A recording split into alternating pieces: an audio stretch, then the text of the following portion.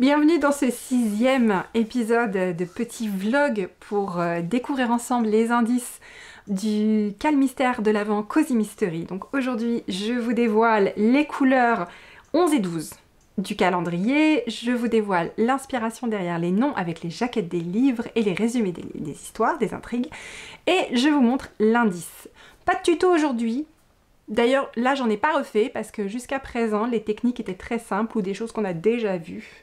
Donc, pas de nouveau tuto à apprivoiser, on va dire, pour cet indice.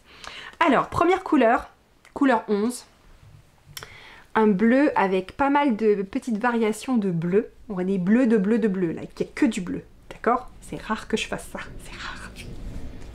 Ça s'appelle A Murder in Mohair. Un meurtre en mohair. C'est Dan Canadeo. Encore. Alors, il faut quand même que je vous explique, je mets une petite note dedans dans le patron pour vous expliquer. En fait, j'ai choisi les laines et les titres et les noms sur la base des associations colorées entre les couvertures et le potentiel fun du titre et la couleur en fait. J'ai pas fait attention aux auteurs. Et c'est au fur et à mesure que j'ai écrit les indices que je me suis rendu compte que Anne Canadeo revenait très souvent, d'accord? Et c'est là l'indice numéro 6, où elle est là quasiment sur 5 indices, que effectivement, je pense qu'elle a les meilleurs titres, ok? Bref, donc on retrouve le club de tricot des Black Sheep Knitters. J'ai marqué aussi un truc dans le patron, je vous dis, ok. Autant les éviter comme la peste, d'accord? Parce que franchement, il leur arrive trop de trucs assez tricoteuses. Hein. Ce sont des aimants à meurtre, bref. Donc voilà de quoi ce roman parle. C'est un meurtre de sang-froid à Plum Harbor. Ça amène les tricoteuses à enquêter sur une nouvelle médium qui pourrait bien être plus dangereuse qu'elle n'y paraît. Et c'est pareil, je vous remets aussi dans le patron, si vous passez par Plum Harbor, appuyez sur le champignon, vous arrêtez pas, d'accord? Parce que entre ce qui se passe aux tricoteuses, les Black Sheep Knitting Mysteries, peu importe où elles sont, et puis tout ce qui se passe à Plum Harbor, le bled où elles habitent, punaise! Non mais c'est dangereux là-bas, c'est dangereux, d'accord? Ça me fait penser à dans Fear Street, Shadyside et Sunnyvale. Si vous avez la ref, on a l'impression que Plum Harbor c'est le Shadyside du monde du tricot, quoi. Bref. Ensuite, couleur 12. Gone with the wool. Et donc ça, bien sûr, c'est Gone with the wind. Autant n'emporte le vent. D'accord?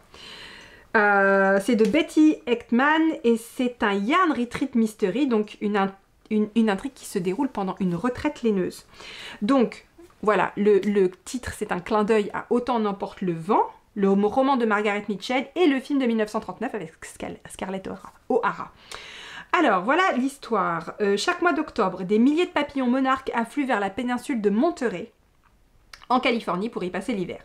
Pour accueillir ces invités colorés, Cadbury by the Sea organise un festival d'une semaine avec élection de la reine des papillons. Désireuse... C'est une personne, la reine des papillons. Je vous le dis parce que je ne comprenais pas de quoi me parler quand je lisais le résumé.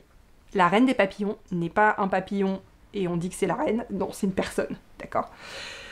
Désireuse de montrer un peu d'esprit de corps, Casey Fetchstein se retrouve à osciller entre l'organisation d'une retraite laineuse, la pâtisserie et l'aide au festival. Mais lorsqu'une ancienne reine des papillons est retrouvée morte avec un couteau dans le dos, donc on parle bien d'une personne, Casey doit mettre son métier à tisser de côté pour s'occuper d'épingler le tueur. Voilà. Et donc l'indice, déjà les deux couleurs ensemble, ça fait très... J'avais des amis de mes parents, quand j'étais petite, ils avaient une cuisine aux couleurs comme ça. J'arrête pas de penser à la cuisine des Mazarès quand je vois... Voilà. Spécial dédicace à Jean-Marc et Sylvie. Et voilà l'indice. Alors, c'est très facile, c'est que des mailles glissées et du point mousse. C'est dingue, hein? Et on arrive à faire une texture comme ça. Moi, je trouve ça incroyable. Alors ça, franchement, tricot zéro cerveau.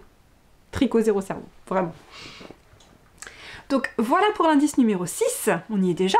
Mon Dieu, ça passe vite. Je vous dis donc au 14. Et là, j'ai complètement perdu le coup. Je crois que ça doit être un jeudi le 14. J'ai perdu cours des jours parce que on est toujours, pour moi là, on est toujours le 4 décembre, d'accord? Bref, bon tricot et on se revoit dans 2 jours pour l'indice numéro 7.